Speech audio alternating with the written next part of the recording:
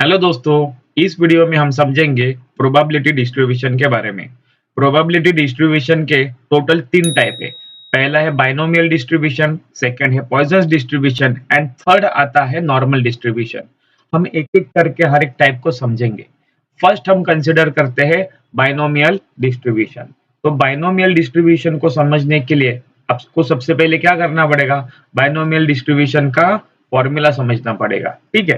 Binomial distribution में कौन से टाइप के क्वेश्चंस आते हैं, बाइनोमियल बाइनोमियल डिस्ट्रीब्यूशन का फॉर्मूला क्या है, अगर आपने ये समझ लिया तो उसका प्रॉब्लम सॉल्व हो जाएगा। दोस्तों, अगर आपने बाइनोमियल, पॉइजन और नॉर्मल तीनों के टाइप को आइडेंटिफाई किया, तभी आप उसके प्रॉब्लम को सॉल्व कर सकते हो। आप बाइनोमियल के क्वेश्चन को पॉइजन का फॉर्मूला लगा के सॉल्व नहीं कर सकते। सिमिलरली नॉर्मल के क्वेश्चन को बाइनोमियल का फॉर्मूला लगा के सॉल्व नहीं कर सकते। तो पहली चीज यही रहेगी, आप पहले क्वेश्चन को आइडेंटिफाई करो, क्वेश्चन के टाइप को आइडेंटिफाई करो, उसमें फॉर्मूला पुटअप करो, कंटेंट को लिखो और आंसर को निकालो। सिंपल। तो दोस्तों, बाइनोमियल डिस्ट्रीब्यूशन का फॉर्मूला कुछ इस तरह से आता है। P of x equal to R is equal to NCR into P raised to R into Q raised to N minus R। ठीक है दोस्तों, ये फॉर्मूला बस आपको यूज करना है, पुटअप करना है एंड प्रॉब्लम को सॉल्व करना है। अब मैं बताता हूँ ये कंटेंट के नाम क्या है। ओके, तो आप समझो कि इसमें जो n लिखा है, n का मतलब है नंबर ऑफ ट्रायल्स। n का मतलब क्या है? Number of trials. सिंपल। ठीक है। P का मतलब क्या है? P का मतलब है प्रोबेबिलिटी ऑफ सक्सेस। P का मतलब है प्रोबेबिलिटी ऑफ सक्सेस। ठीक है। Q का मतलब क्या है? Q का मतलब है probability of failure. Probability of failure. ठीक है। आपको दिया रहता है कभी कभी सिर्फ P का वैल्यू। तो प्रोबेबिलिटी ऑफ सक्सेस अगर दिया है तो Q निकालने का फॉर्मूला बन जाता है Q is equal to 1 minus p. Okay, 1 minus p करते हो तो आपको प्रोबेबिलिटी ऑफ फेलियर की वैल्यू मिल जाएगी। सिंपल। और R क्या रहता है? R मतलब जो नंबर ऑफ ट्रायल्स के लिए ओके आपको क्वेश्चन पूछा है कि नहीं, नंबर ऑफ कैश के लिए टू फाइंड करने के लिए जो क्वेश्चन पूछा है ना, उसको बोलते हैं कि आर बोलते हैं। मतलब जो भी नंबर ऑफ केसेस है, नंबर ऑफ टर्म्स है, जिसके लिए आपको निकालने को पूछा है, प्रोबेबिलिटी को फाइंड करने के लिए पूछा है, उस क्वेश्चन वाले नंबर को बोलना है आर। बहुत सारे लोग क्या करते हैं ना, एन के बीच में और आर के बीच में कंफ्यूज होते हैं।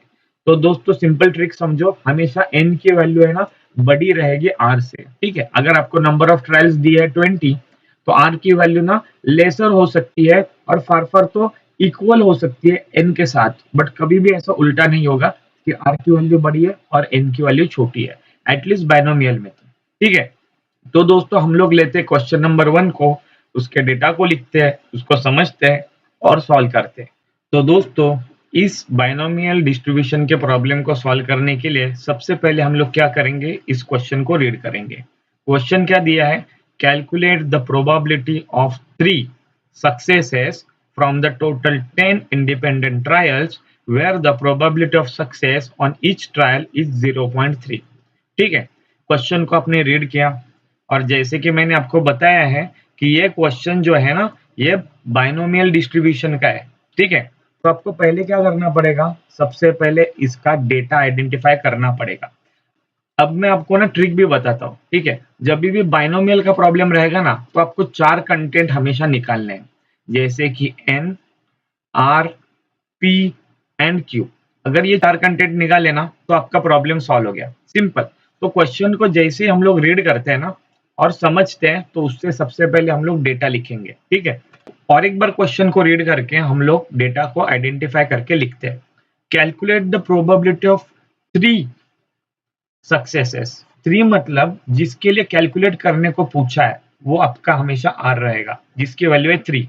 Okay. Successes for the total 10 independent trials. Number of trials कितने दिए?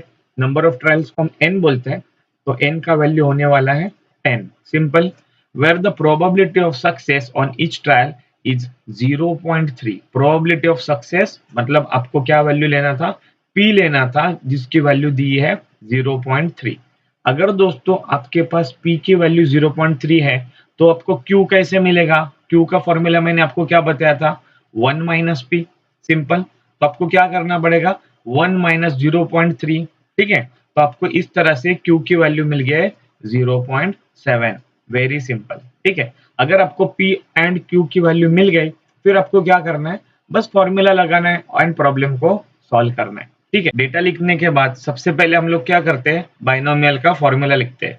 P of x equal to R is equal to NCR into P raise to R into Q raise to N minus R। सिंपल। अभी इसमें हम लोग values put up करते हैं। ठीक है, P of x equal to R की वैल्यू कितनी है, तो R की वैल्यू है 3, इसलिए हम इसके जगह पे लिखेंगे 3। सिंपल। फिर आएगा टर्म NCR, N की वैल्यू कितनी है दोस्त, 10, तो हम लोग लिखेंगे 10।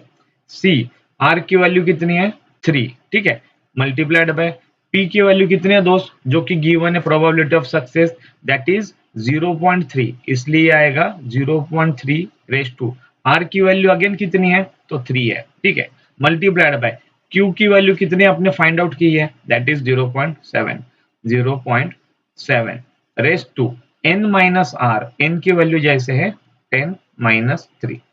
ये सभी डेटा लिखने के बाद आपको क्या करना है, इन सभी वैल्यूज को कैलसी के अंदर पुटअप करना है।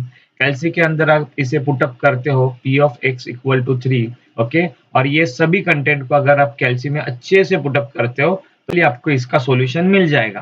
तो दोस्तों, इसको पुटअप करने के लिए हम लोग कैलसी लेते हैं 10C3 इंटू ब्रैकेट में डालना है 0.3 रेस टू 3 इंटू 0.7 जो कि Q का वैल्यू है रेस टू पावर में 10 माइनस 3। तो आपको आंसर मिल गया, जैसे कि लेट से आपको आंसर मिल गया, प्रोबेबिलिटी इज 0.266। ठीक है, और 8। ठीक है, पॉइंट के बाद आप कम से कम 3 या 4 वैल्यूज को लिख सकते हो। तो मैं आपको ये भी बताता हूँ कि आप कैसे समझ पाओगे कि आपका आंसर राइट है कि रॉन्ग है। जो भी प्रोबेबिलिटी मिलेगी, किसी भी मेथड से मिलेगी, उसका वैल्यू हमेशा पॉइंट में रहेगा, या फिर रेशियो में भी रहता है तो लेस देन 1 रहेगा। ठीक है, तो ये बात आपको याद रखनी है। ठीक है, जैसे कि यहाँ पे भी आपको वैल्यू मिला है 0.2668। ठीक है, विच इज लेसर देन 1। ठीक है, इस तरह से आपको प्रॉब्लम्स के सॉल्यूशन मिलेंगे। आप बाइनोमियल के क्वेश्चन को फाइंड करने के लिए आपने डेटा देखा, n देखा, r देखा, p देखा, ठीक है, q को निकाला, प्रॉब्लम को सॉल्व किया। जब भी पॉइजन डिस्ट्रीब्यूशन का न्यूमेरिकल आएगा ना, तो पॉइजन डिस्ट्रीब्यूशन के न्यूमेरिकल में ई रेस टू माइनस टर्म की वैल्यू दी जाती है। ठीक है, ई रेस टू -1 अगर बोल दिया तो ये रहेगा ई रेस टू -m। इस तरह से आप समझ पाओगे कि ये क्वेश्चन पॉइजन डिस्ट्रीब्यूशन का है। और अगर आपको क्वेश्चन रहेगा नॉर्मल डिस्ट्रीब्यूशन का, तो एरिया की वैल्यू देंगे, ए ऑफ समथिंग समथिंग कुछ तो वैल्यू देंगे XYZ, और उसकी भी वैल्यू समथिंग कुछ ना कुछ तो रहेगी। तो इस तरह से आप समझ पाओगे कि ये क्वेश्चन नॉर्मल डिस्ट्रीब्यूशन का है। और अगर गिवन में data E raise to something minus दिया है, तो आप फाइंड आउट कर सकते हो कि ये क्वेश्चन पॉइजन डिस्ट्रीब्यूशन का है। पॉइजन डिस्ट्रीब्यूशन में और एक ट्रिक है, अगर प्रोबेबिलिटी की वैल्यू बहुत ही कम है, वेरी लो है, फिर भी आप आइडेंटिफाई कर सकते हो कि यह क्वेश्चन पॉइजन डिस्ट्रीब्यूशन से सॉल्व होगा। इसी तरह से हम अलग अलग न्यूमेरिकल्स को देखेंगे, समझेंगे और सॉल्व भी करेंगे। Thank you for watching.